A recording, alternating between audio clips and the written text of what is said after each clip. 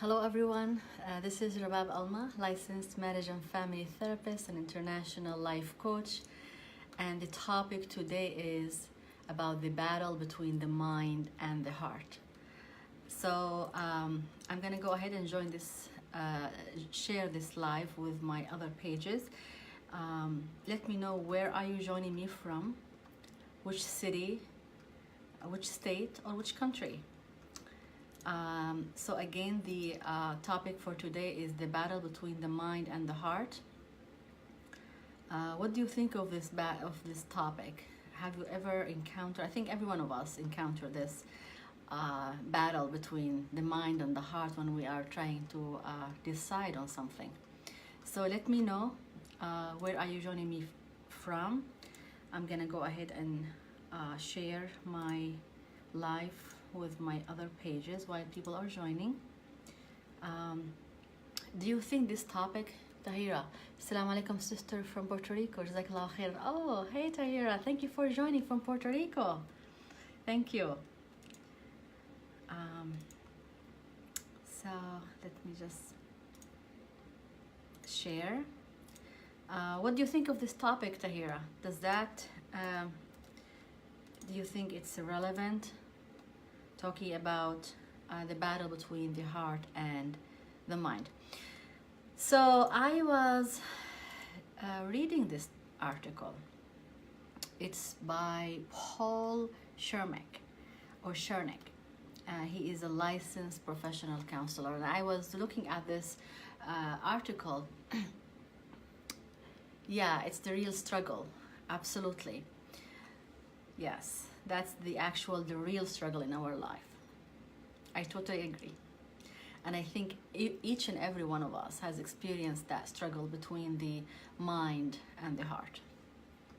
So the article is about how to make your heart and mind work together. So I often encounter that in my own life, with my daughter, with my clients, with my friends. This battle between what the heart wants and what the mind wants.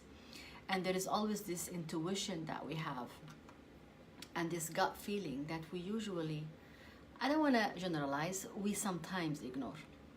And maybe we learn by time to value and, just listen and pause and see what that gut feeling is telling us. So, I often see people in my practice struggling with life decisions, career decisions, so many decisions in our lives, and we kind of battle between what the mind wants, what the heart wants, and it seems like sometimes it feels like as we cannot really do what the heart wants, what I really want. However, I think there is a method to do that. And it's ultimately what we want is to align the mind and the heart. So, and to practice that continuously. So it becomes like almost a second nature. So first step is to evaluate the mind. So let's start with the mind. What does the mind say about this situation? What the mind is about, the thoughts, the experiences, whatever happened, the conscious decisions, our experiences, what's the pros and the cons, and what's right, what's wrong, or what's we need to do for the certain situation based on the facts. So for the most part, it's beneficial to inject that in our decision making. It's extremely important. So the mind is responsible for our higher thoughts. We think about the situation, we evaluate it, and the mind tells us what we need to do. But then there is the heart. What do we do with that? So we want to recognize the pattern of thoughts, our own pattern of thoughts.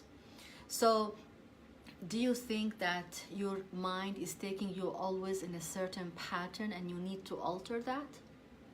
Is it like a theme in your life that you always think in a certain way based on your upbringing, based on your experiences, based on the circumstances, and it's taking you in a certain path every single time, and what is the result of that? So you want to recognize that, and I think it's important to journal. So we need really to pay attention and to pause and to focus and take the time out. Sometimes, like, we put everything in life ahead of ourselves and what's going on inside of us. So we do things for the spouse, with the children, work, the house, the cleaning, the cooking, the running around, taking the children to different activities, and then we don't really, and then at the end of the day, we make a very good excuse. So we say, I really worked so hard today. I was doing this and I was doing that, and I didn't have the time. Technically, if we really want to do something, we will pencil it in our schedule.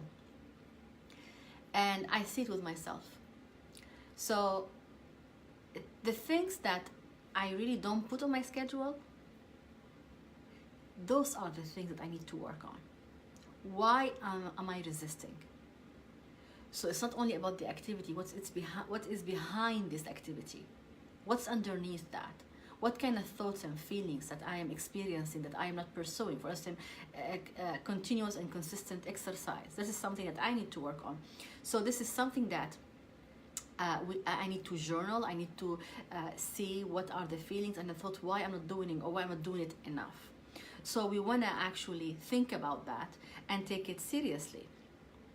So rational thinking is actually a very human thing, and we need to recognize it and think about our train of thoughts. We want to also learn the advantages or disadvantages of our intellectual or our thoughts. So what did you do in the past that worked? And what did you not do and worked or did not? So you want to journal that, and you want to think about it, and maybe brainstorm with a professional, someone who is objective. So when we speak with our family members, it's important, it's nice, but they are emotionally invested. So they might not give you what, because they don't want to upset you. So they might not tell you exactly what you need to hear.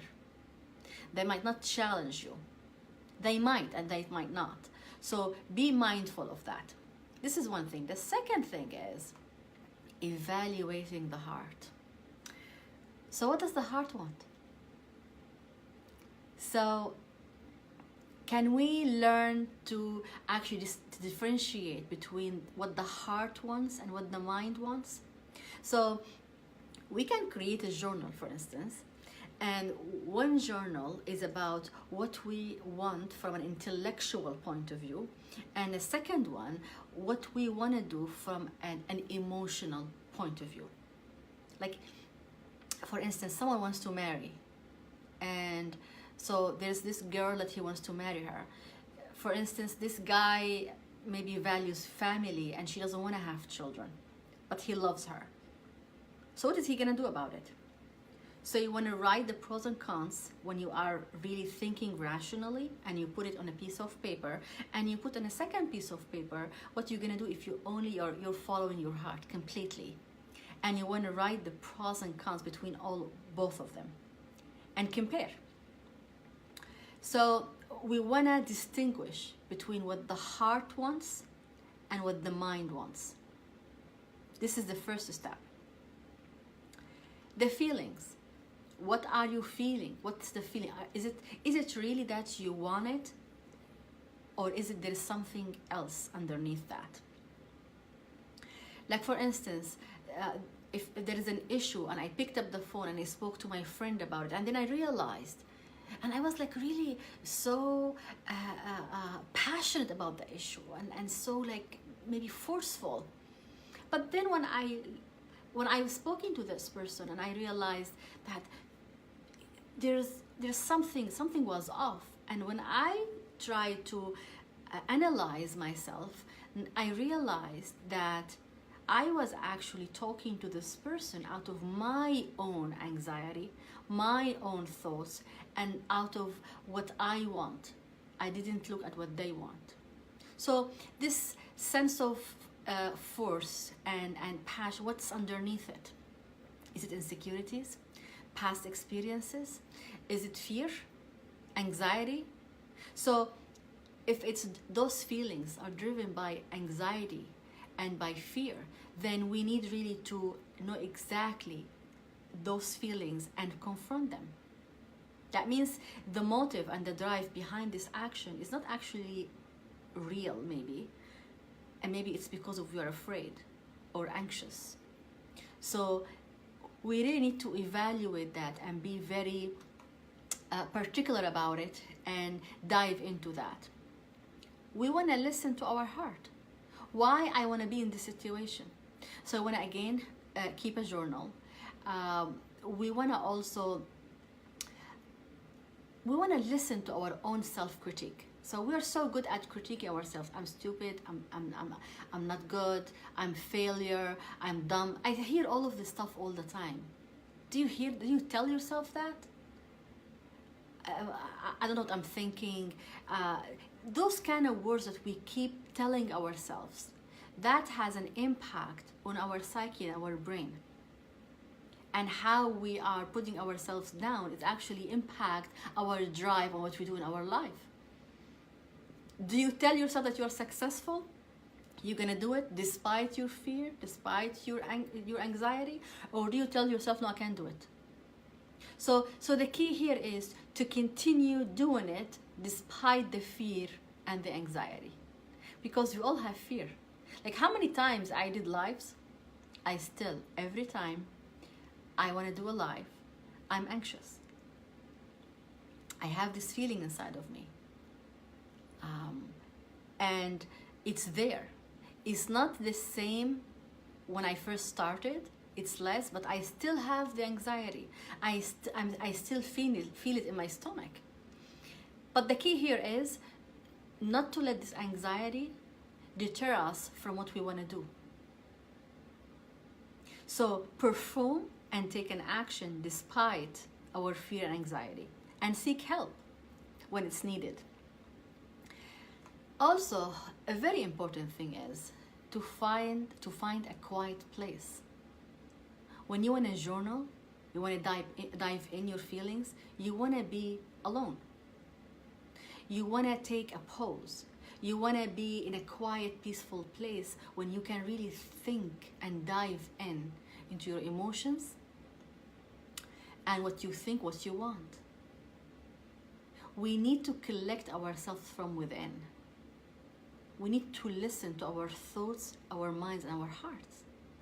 And we need quietness and peace. We need some solitude. We want to be alone to be able to dive in. So we don't want to really ignore the heart completely, and we don't want to ignore the thoughts. How can we find an alignment and a middle ground? And this is the key. You want to identify your core values. So for this guy who wants to marry this woman, who doesn't want to have a children, okay, does he value family? Then the value here is having a family and children. Then this marriage might not work. So I found sometimes for myself, the way I think of decisions or take decisions is, will this decision impact me now or in the future? So Yahya, thank you for joining. So am I gonna be able to live with this decision in 5 years? If the answer is no, then you want to reevaluate. Because you're making decisions not for the right moment, not for this moment. You're making decisions for your life. So you want to evaluate your core values. Put your core values. Is it your spirituality, your religion, your family, your integrity, your truth, whatever it is, put it down and you see if this decision and the mind and the heart are aligning with these values. Because ultimately you want to have integrity and you want to live by your values. So look around you and see, how do you live now? What do you spend your money? on the most. Like look at your checkbook or your credit card, whatever it is, or your bank account, and see where do you spend your money the most on. What do you use it for? Education, leisure, whatever it is. So you spend your money mostly on what's really aligning with your values. This is how you can narrow it down. Look around you and see how you live, and see what represents your life and your values in terms of your level of education, your career, your house, children, your lifestyle, look at everything to discern what are your values. Then you want to think about your decision in terms of your values. So if religion or spirituality is important, so you want to take a decision in line with that. So whatever that decision is, if you feel that you are doing spending most of your time or money on education, so and advancement. Salima said, "Assalamu alaikum, dear. Love those colors on you." Thank you, Salima. Thank you. So you want to think of all of this and gain and try to gather as much information as you can to make the right decision. Your values, what your mind is saying, and what your heart is saying. And then I want to identify the problem. What is the problem? Where is this confusion coming from? Is it from your feelings? Is it from the values? Or is it from the mind? And how can we align this? All three together.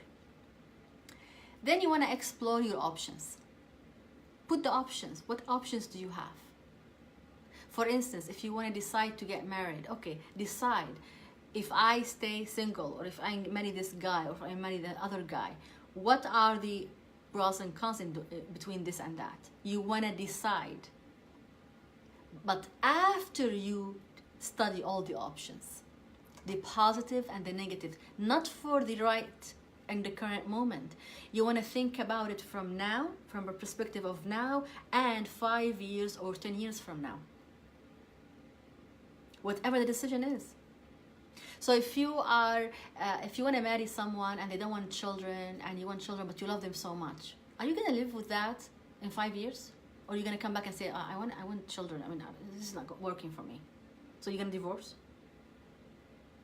So you want to think of your values and see where the problem is.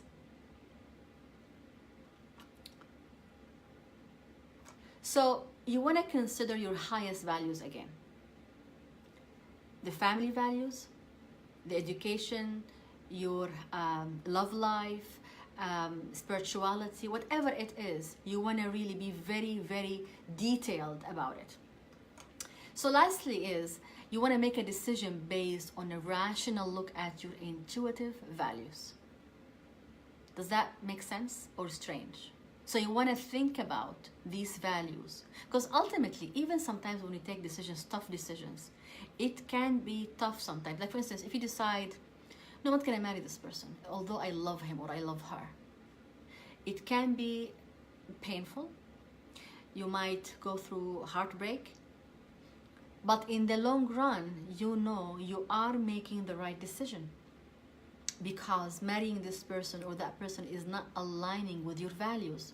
And I mentioned as an example, having children. Or maybe you want to pursue education and you want to have your PhD, and your partner does not want you to do that. So that shows even a bigger problem than that they don't want to be part of your growth. Does that align with your values? How do you view that? Can you take that in 5 years? And then once we align our values with our decisions, then we live at peace. And when we keep practicing that, then this process becomes a second nature. You're not going to go for just a temporary solution or something doesn't work. You know you've been there, you've done that, let's just move on. So you want to be strategic. And some of us came from a household or backgrounds that maybe emotional maturity wasn't really stressed that much. So some people will struggle more than others. Like in some communities, emotional intelligence, emotional maturity is a big thing. But some people come from backgrounds that these items or these stuff are not very important. They were not very. You just study and do what you have to do and just move on. Emotions are not really recognized. So this will result when you become an adult. It will put more load on you. So you want to recognize that, and you want to seek help if you need it. Because also emotional maturity can really, Salima said, very good concept about aligning values. Thank you, Salima. So once we think about the values, so for instance, if you want to marry someone from a certain religion for whatever reason, okay, because you want to do 1, 2, 3, 4, okay. So if you think marrying this person will not allow you to do this activities or tasks, then you want to think about it. Are you going to be happy about it? Are you going to be open not to do these tasks or not to do these dreams? And that's fine. But there is one thing that we really want to think about. You don't want to be wishy-washy. Okay, I decided, I like it, fine, I decided. And then 2 days later you come back and say, no, I don't want to do it. And then back and forth. This back and forth can drain your energy. It's just something will really impact your system and the people around you. So you need to do your homework. We need to do our homework. So to think about what our mind wants, what our hearts. We want to think about our values, and whatever I want to do, is it aligning with my values or not? Like for instance, I remember when my daughter was young, and I was looking for an apartment to live. And after me and her father were separated. So I was thinking where I'm going to live. I know the school I want my daughter to study at. This is a value. I want her to study. I want her to be in this cultural, religious school that I want her to learn at least in the elementary school. So I know that was aligning with my own values. Okay, so the decision was easy for me. Where, when, and how. It was very important to me to be close to that location. So it didn't take me a long time. I looked around the area. I had a couple of places. I went visited. I think I took a decision within 2 or 3 days. Not all decisions, my decisions are that easy, but I am just giving an example. So when we are clear about our values, for instance, when a woman wants to be in a relationship with someone and she realized that he is married or whatever, or he has a relationship, does this align with your value? If you are okay with that and this is aligning with your values, that's fine, but you need to bear the consequences of your decision. If this is not aligning with your values, then don't do it from the beginning. So we need to distinguish. We cannot go against our values and then later on complain about it. And when we take a decision, we need to stick with it. It's okay to change the decision down the road, but you cannot be like fluctuating up and down. Today I am for it, tomorrow I'm against it. This will actually create a lot of psychological issues for people. And some people have panic attacks because of that. And some people, when they go against their values, and if they keep doing it, and they live with turmoils over and over and over, then this starts to show in anxiety, depression, and other mental health issues. So if you have difficulty really deciding, you need to take these steps. First, you want to evaluate the mind, evaluate the heart.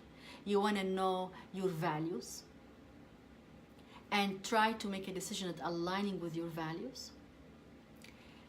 Finally, when you make a decision, you need to stick with it. It's okay to change the decision later on, but you cannot change your decision every day or every hour. You need to study the decision, study your values. You need to know the consequences of your decision and be ready to accept that.